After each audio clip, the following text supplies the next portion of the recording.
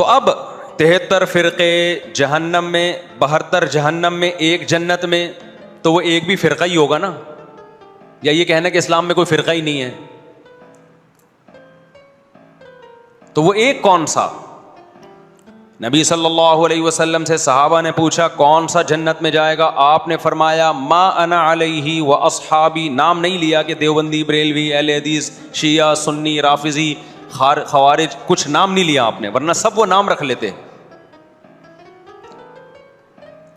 تو آپ نے فرمایا ما انا علیہ و اصحابی. آپ نے علامت بتائی کہ جس پر میں اور میرے صحابہ. اس حدیث نے دودھ کا دودھ اور پانی کا پانی کر دیا. اس حدیث کی تشریح تو میں کئی بار کر چکا ہوں، لیکن آج محرم کے حوالے سے اس کی تشریح میں کروں گا تاکہ اس حدیث کو ہم محرم پہ فٹ کر سکیں کہ محرم کے معاملے میں ہم صحابہ کے طریقے پر ہیں یا نہیں ہیں.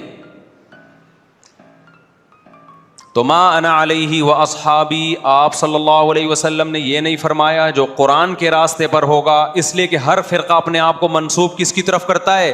قرآن کی طرف، پھر اس کی تشریح اپنی مرضی سے کرتا ہے. کیونکہ جب اسلام میں فرقہ ہوگا وہ تو نسبت قرآن کی طرف تو کرے گا نا. وہ بھائی اسلام کی طرف نسبت میں پہلی شرط یہ کہ آپ قرآن کو تو مانتے ہو. جو قرآن ہی کی طرف نسبت نہیں کرے گا پھر تو لوگ ویسے ہی اس کو غیر مسلم سمجھیں گے. اس لیے نبی نے قرآن کا نام نہیں لیا. ما انا علیہ، جس پر میرا عمل. اس سے پتہ چلا قرآن کی ایسی تشریح کرنا جس پر پیغمبر کا عمل نہیں تھا، یہ تشریح معتبر نہیں ہے. آپ آج کل کے خطیبوں کی تقریریں سنو، جو جاہل خطیب ہوتے ہیں، مجمع گرم رکھنے کے لیے قرآن کی آیتوں کے ایسے مفہوم بیان کرتے ہیں جو نہ ہم نے کبھی سنے، نہ ہمارے حاشیے خیال، علماء کے حاشیے خیال میں بھی نہیں گزرے. پتہ نہیں کہاں سے لا رہے ہوتے ہیں ایسی تفسیر. تو نبی نے فرمایا جس پر میرا عمل. لیکن اتنا کافی نہیں ہے. بعض لوگ قرآن اور نبی کے عمل کی ایسی تشریح کریں گے جس کو صحابہ بولو نہیں مانتے، جس پر صحابہ کا عمل نہیں تھا. تو آپ نے فرمایا وہ تشریح ما انا علیہ و اصحابی جو میرے اور صحابہ کے راستے پر ہوگا، وہ فرقہ کیا ہے؟ جنتی ہے. سمجھتے ہو کہ نہیں سمجھتے؟ اب دیکھیں بڑی زبردست بات ہمارے سامنے آ گئی کہ جو جنتی فرقہ ہے اس کی علامت کیا ہے؟ صحابہ کے راستے کو نہیں چھوڑے گا اور پیغمبر کے راستے کو نہیں چھوڑے گا. دیکھے گا پیغمبر کی کیا تعلیمات اور صحابہ نے اس پر کیسے عمل کیا. علماء نے کہا کہ جس میں یہ علامتیں پائی جائیں گی اس کا مطلب وہ فرقہ ناجیہ ہے، ناجیہ نجات یافتہ. تو علماء نے اس کو ایک نام بھی دے دیا، یہ اس علامت کی بیس پہ یہ نام علماء نے دیا تاکہ نام سے پہچان ہو جائے کہ اس حدیث کے معیار پہ یہ فرقہ اترتا ہے یا نہیں اترتا. تو حدیث میں دو چیزوں کا ذکر تھا، ایک سنت اور ایک صحابہ. تو صحابہ کے لفظ کو جماعت سے تعبیر کیا، یعنی اجماع صحابہ. صحابہ کا جو اجماع ہے نا اس کے خلاف نہ ہو، صحابہ کے راستے سے نہ ہو، اس کو الجماع کہا گیا اور نبی کے طریقے کو سنت کہا گیا. تو اس لیے اس فرقے کا نام جو نجات یافتہ تھا اسلاف نے نام رکھا اہل السنت والجماعہ. کھوپڑی شریف میں بات آ گئی، اہل سنت والجماعت جو حدیث کو بھی مانتے ہیں اور صحابہ کو بھی مانتے ہیں. لیکن ظلم یہ ہوا کہ بہت سے لوگ جو نہ سنت کو مانتے نہ صحابہ کو مانتے، انہوں نے اپنا نام اہل سنت والجماعت رکھ لیا. حالانکہ نام میں کچھ نہیں رکھا. اصل کیا ہونا چاہیے؟ کام وہ ہونا چاہیے جو سنت اور جماعت کے مطابق ہو. تو اب یہ نہیں کہ جو فرقہ بھی اہل سنت والجماعت کا لیبل لگا کے آ جائے آپ نے اس کو جنتی ماننا شروع کر دینا. نا نا نا نا نا، آپ نے علامت دیکھنی ہے کہ اس میں اہل سنت والجماعت والی علامتیں پائی جاتی ہیں، وہ عقیدے ہیں جو اہل سنت والجماعت کے ہیں، پھر تو ہم مانیں گے، ادروائز اس کو ہم فرقہ ناجیہ میں نہیں مانیں گے. بات آ رہی ہے سمجھ میں کہ نہیں آ رہی ہے؟ تھوڑی علمی پیچیدہ بحث ہو گئی میرا خیال ہے آج. یہ فرقہ واریت نا ایک بڑا ٹاپک بن چکا ہے. ہر آدمی فرقہ واریت کے نام پہ منجن بیچ رہا ہے کہ میں فرقہ واریت نہیں مانتا, میں یہ مانتا ہوں. ابے تم بس کر دو یار, بس کرو. آپ باتیں کرنے پر گورنمنٹ کی طرف سے کوئی پابندی نہیں ہے, پریکٹیکل لائف میں نہیں چلتا یہ سب کچھ. تو جو اہل سنت والجماعت سچی مچی کے تھے, اب اہل سنت والجماعت میں بھی ہر آدمی اہل سنت والجماعت بنا ہوا ہے. اہل سنت والجماعت کی جو شارٹ فارم اردو میں آئی اس کو سنی کہا گیا, سنت سے نکلا یہ لفظ. اس کو کیا کہا گیا؟ بولو نا کیا ہو گیا؟ سنی. یہ اہل سنت والجماعت کی کیا ہے؟ کیونکہ اتنا ٹائم نہیں تھا پاکستانیوں کے پاس کہ وہ اتنا لمبا نام لیتے اہل سنت والجماعت, تو انہوں نے اس کو کیا کہنا شروع کر دیا؟ وی آر سنی. تو ہم کیا ہیں بھائی؟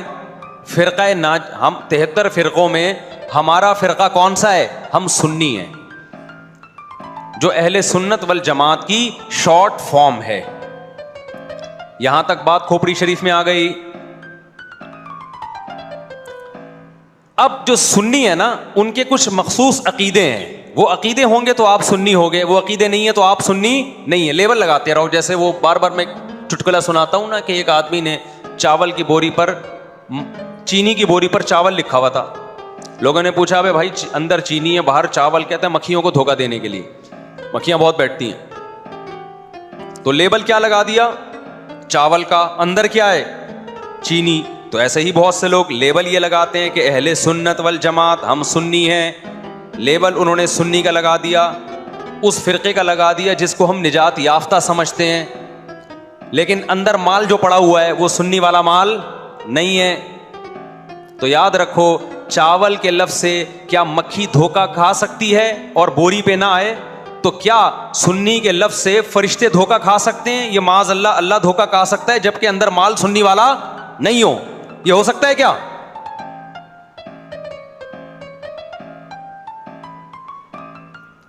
تو اس لیے میں کہتا ہوں آپ ایک چیز ہو جاؤ, یا سنی ہو جاؤ یا شیعہ ہو جاؤ یا کچھ اور ہو جاؤ. کبھی ادھر جا رہا ہے, کبھی ادھر جا رہا ہے, کبھی ادھر لڑک رہا ہے. محرم میں شیعہ بن رہا ہے, ربیع الاول میں بریلوی بن رہا ہے, رمضان میں انسان کا بچہ بنتا ہے. میں یہ نہیں کہہ رہا کہ بریلوی انسان کے بچے نہیں ہیں, یعنی رمضان میں ایسا لگے گا جیسے بہت نیک آدمی. تراویح میں پہلے 3 دن دیکھو نا آپ.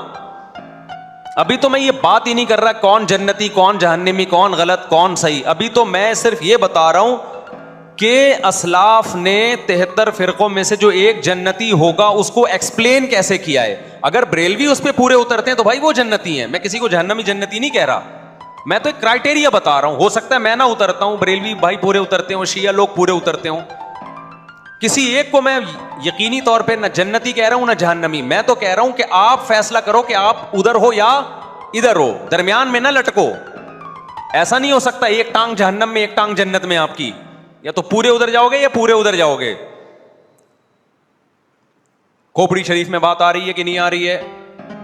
تو نبی صلی اللہ علیہ وسلم نے فرمایا جنتی فرقے کی علامت ما انا علیہ و اصحابی, جس پر میں اور میرے صحابہ ہوں.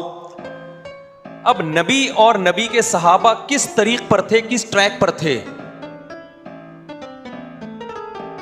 اس کو امام طحاوی رحمہ اللہ تعالی, جو حنفیہ میں بہت بڑے محدث گزرے ہیں, امام ابو حنیفہ کے شاگردوں کے شاگردوں کے شاگردوں میں تھے, انہوں نے اس دور میں ایک کتاب لکھی عقیدہ طحاویہ کے نام سے, اور اس میں اہل سنت والجماعت کے عقائد اور ان کی بنیادی عقیدوں کو ایکسپلین کیا. ایک متن لکھا جو پوری دنیا میں مانا گیا, اور پوری دنیا کے علماء کا اتفاق ہوا کہ اہل سنت والجماعت میں داخل ہونے کے لیے ان عقیدوں کا ہونا ضروری ہے. اہل حدیث نے بھی مانا اس کو. اب اہل حدیث کی یونیورسٹی میں پڑھایا جاتا ہے. حنفیوں نے بھی مانا, مالکیوں نے بھی مانا, شافعیوں نے بھی مانا, حنبلیوں نے بھی مانا. سعودی عرب کی یونیورسٹی میں بھی پڑھائی جاتی ہے. وہ لکھنے والے اگرچہ حنفی تھے لیکن وہ جو عقیدے تھے وہ سب کے ہیں. وہ اس سے اہل سنت غیر اہل سنت سے کیا ہو رہے تھے, ان میں فرق ہو رہا تھا. سمجھتے ہو کہ نہیں سمجھتے؟ اس کتاب کا نام کیا ہے؟ العقیدۃ الطحاویہ.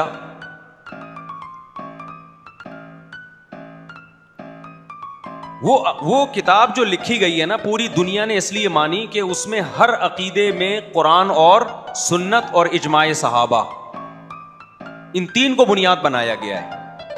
قرآن سے ہو اور قرآن کی ایسی تشریح جو حدیث مانتی ہو, اور قرآن اور حدیث کی وہ تشریح جو صحابہ مانتے ہوں.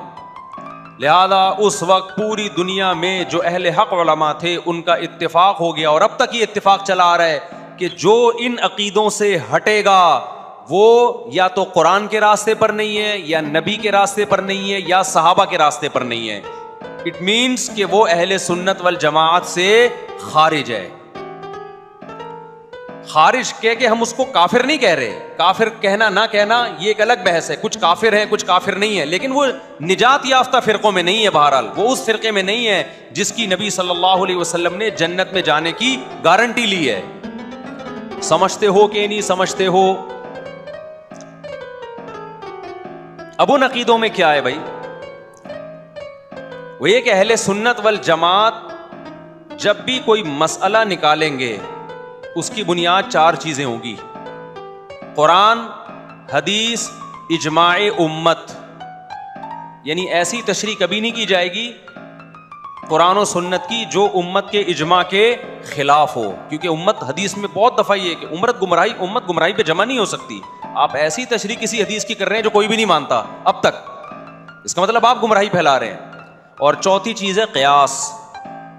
بعض مسائل قرآن و حدیث میں واضح نہیں ہیں لیکن قرآن اور حدیث میں ان کی طرف اشارے ہیں, تو مجتہد کیا کرتا ہے کہ وہ قرآن و حدیث کے ان معنی اور مضمون میں غوطے لگا کے وہ مسائل کا استنباط کرتے ہیں, زمانے کے حساب سے نئے نئے مسائل اخذ کرتے ہیں. سمجھتے ہو کہ نہیں سمجھتے؟